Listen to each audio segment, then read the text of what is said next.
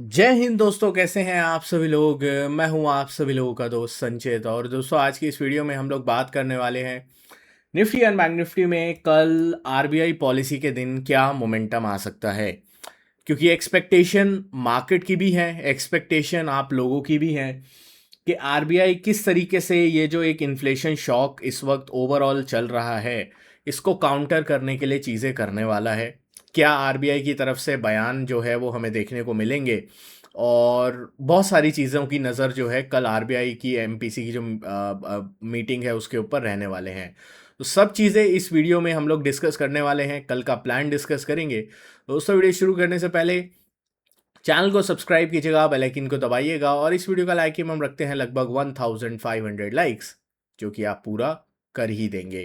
तो चलिए, अब ज़्यादा टाइम वेस्ट ना करते हुए वीडियो को शुरू करते हैं। देखिए, सबसे पहली और इम्पॉर्टेंट चीज़ जो हमारे सामने होनी चाहिए वो आज का दिन था, सेंसेक्स की एक्सपायरी। आई थिंक आज बहुत दिनों बाद राइटर्स एक्सपायरी बोल सकते हैं हम लोग, क्योंकि बिल्कुल भी मूवमेंट जो है वो नहीं था, अपार्ट फ्रॉम ये वाली कैंडल जो एकदम से नीचे गई थी। मैं 15 मिनट का चार्ट भी लगाता हूँ, यहाँ पे जो एक करेक्शन आया था 430 450 के आसपास से, उसके बाद हमें कहीं भी जो है वो एक मोमेंटम नहीं दिखा। तो एक बहुत ही मोमेंटम लेस एक्सपायरी आज के दिन हमें देखने को मिली। आई थिंक ऑप्शन सेलर्स के मौज थी आज तो, लेकिन ऑप्शन बायर्स का आज ज़रूर जो है मार्केट ने खून पिया है बहुत बुरे तरीके से। तो आप देखते हैं हम लोग कल के लिए क्या प्लान कर सकते हैं। सबसे पहले ग्लोबल मार्केट्स देखेंगे। ग्लोबल मार्केट्स में एक अलग ही चीज़ चल रही है आज। यूएस मार्केट इस वक्त डाउ लगभग 400 पॉइंट ऊपर है, क्योंकि कल डाउ काफ़ी ज़्यादा गिरा था। नैस्डैक 450 पॉइंट नीचे, ठीक है। नैस्डैक उतना कल नहीं गिरा था, तो आज फ्यूचर्स में उनका ये सेटल होता रहता है मामला, वो आपस में करते रहते हैं। अगर हम यूरोप की बात करते हैं, वो भी मिक्स्ड हैं। तो यूरोप में भी ऐसा कुछ वन साइडेड ट्रेंड नहीं है। एशिया की अगर मैं बात करता हूँ तो यहाँ पे आज कमज़ोरी थी, चाहे वो निक्केई हो वो कमज़ोर था, जब जो हांगकांग का बाजार था वो कमज़ोर था, चाइना का मार्केट कमज़ोर था। आई थिंक कॉस्पी भी आज के दिन में कमज़ोर था। तो ये सारी चीज़ें हमें देखने को मिली थी कि क्लियर कट ये सारे बाजार कमज़ोर हैं। अब सबसे बड़ी चीज़ क्या है, हमारे मार्केट ने आज एशिया को तो आउट परफॉर्म किया है, ये तो हम बोल सकते हैं। एंड मोस्टली जो मेन होप है वो आरबीआई की मॉनेटरी पॉलिसी पर है। आरबीआई की तरफ से क्या किया जाता है, सबसे बड़ा सवाल जो है वो उस चीज़ के ऊपर है। आरबीआई की तरफ से क्या एक्शन लिया जाता है, सबसे बड़ी चीज़ उसके ऊपर है। तो यहाँ पे दो सिनेरियो मैं आपके सामने रखता हूँ, थोड़ा आपको समझने में आसानी होगी। इस वक्त अभी तक तो एफ का डेटा नहीं आया है। जब आएगा मैं आपके साथ शेयर भी कर दूंगा टेलीग्राम पे। टेलीग्राम ग्रुप ज्वाइन नहीं किया भाई, ज्वाइन कर लेना। कोई भी लेटेस्ट न्यूज़ वगैरह अपडेट होती है मैं यहाँ पे प्रोवाइड कर देता हूँ। सबसे पहली चीज़ तो आज का डिस्कशन देख लेते हैं। हमने डिस्कस किया था कि अगर निफ्टी के लिए 23,430 450 एक इंपॉर्टेंट रेजिस्टेंस एरिया है टेक्निकली। मैंने आपको 12 बजे के आसपास बताया था, पूरे दिन बाजार इस लेवल को निकाल ही नहीं पाया, ना इस लेवल से ऊपर जा पाया भाई, ना नीचे आ पाया, मतलब चिपक के रह गया इस लेवल पे। दूसरी चीज़, बहुत सारी खबरें अलग अलग मीडिया से आ रही थी कि एफआईज के लिए बॉन्ड मार्केट में जो है टैक्सेशन में रिलीफ दिया जा सकता है। गवर्नमेंट जो है इसको इम्प्लीमेंट करने के लिए जो एक ऑर्डिनेंस पास कर सकती है। 20% इस वक्त जो है विद होल्डिंग टैक्स लगता है, और 12.5% कैपिटल गेन टैक्स जो है वो लगता है करंटली एफआईज के ऊपर। तो ये जो है टैक्स छूट दे दी जाएगी। अब सबसे बड़ा सवाल लोगों के मन में यही होगा भाई कि सिर्फ एफआईज को क्यों टैक्स छूट दी जा रही है। हमारे यहाँ के भी इन्वेस्टर्स हैं भाई, उनको भी टैक्स छूट दी जाए। बिल्कुल, अब इसमें कोई ये सवाल करने में कोई गुरेज तो नहीं करना चाहिए, बट अभी हमारा जो मेन मुद्दा है वो एफआईज की फंडिंग हमारे बाजार में नहीं आ पा रही है, तो उसको पहले सॉर्ट आउट करते हैं। आई थिंक जब वो चीज़ सॉर्ट आउट होगी तो होपफुली गवर्नमेंट जो है वो आगे इन्वेस्टर, जो इंडियन इन्वेस्टर है, इनके लिए जो इश्यू क्रिएट हो रहा है उसके बारे में भी सोचे।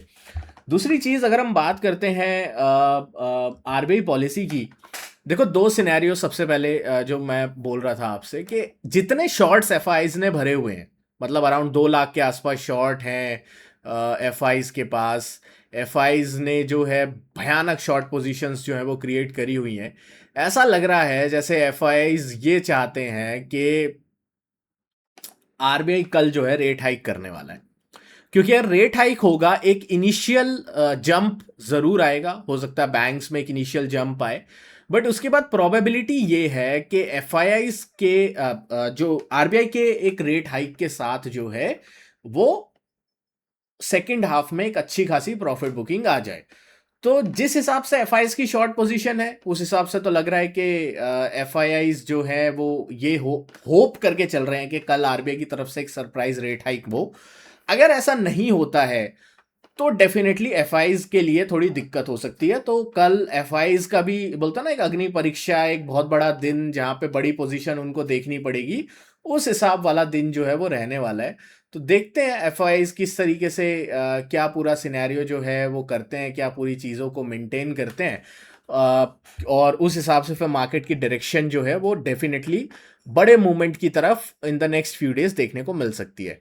अब सबसे बड़ी बात यह है कि हमें किस तरीके से प्ले आउट करना है। तो सबसे पहले निफ्टी की बात करेंगे। निफ्टी का अगर मैं लेवल एक नोट करता हूं तो सबसे पहला और इंपॉर्टेंट लेवल हमारे सामने है वो 23,540-550 है। ठीक है, 23,540-550 एक मेक और ब्रेक इंपॉर्टेंट एरिया है जिसके ऊपर हमें डेफिनेटली फोकस करके चलना चाहिए। दूसरा इंपॉर्टेंट लेवल जो होने वाला है ऑन द डाउन साइड में वो होने वाला है अराउंड 23,180 से 23,200 का लेवल।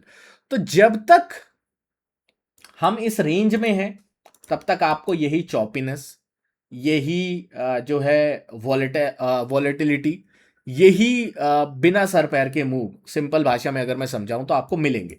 अगर आपको एक ट्रेंड चाहिए, आपको चाहिए बाजार वन साइडेड ट्रेंड दे, तो दो सिनेरियो हो सकते हैं। या तो बाजार जो है मान लीजिए कहीं पे ट्रैप बनाए, लिक्विडिटी ट्रैप बनाए, इस तरीके का ट्रैप बनाए, फिर प्राइस ऐसे जो है नीचे की साइड जाए, तब कुछ मोमेंटम देखने को मिल सकता है। या फिर हम लोगों को एक बार के लिए एक डायरेक्शन, मतलब आइदर साइड ब्रेकआउट इस तरीके का यह देखने को मिल सकता है। देखो, जब तक 23,540-550 के ऊपर नहीं निकलता तब तक अपसाइड का कोई प्लान नहीं है मेरा। जब तक 23,200 के नीचे नहीं निकलता डाउन साइड का प्लान नहीं है। रेंज के बीचों बीच है, रेंज को रिस्पेक्ट करेंगे हम लोग और उस हिसाब से देखेंगे।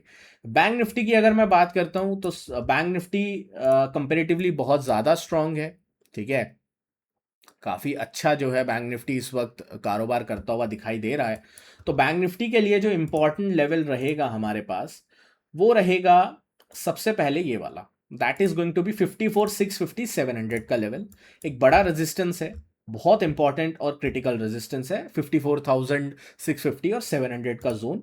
अगर ये टूटता है बैंक निफ्टी में अच्छी तेजी बन सकती है टेक्निकली चार्ट्स के ऊपर।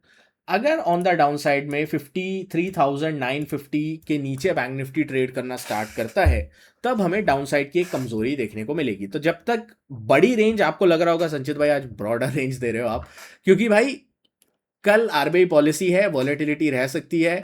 जैसी एफआईज की पोजीशन है, एफआईज तो ऐसा मान के चल रहे हैं भाई कल जैसे रेट हाइक हो जाएगा और जो है थोड़ी दिक्कत हो सकती है कल के दिन में।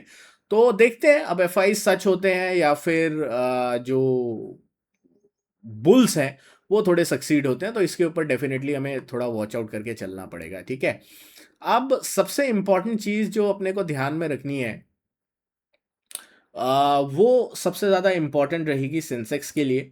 सेंसेक्स अगेन 74,000 से लेकर 74,200 एक बहुत ही क्रिटिकल मेक और ब्रेक सपोर्ट जोन है अभी के लिए सेंसेक्स में।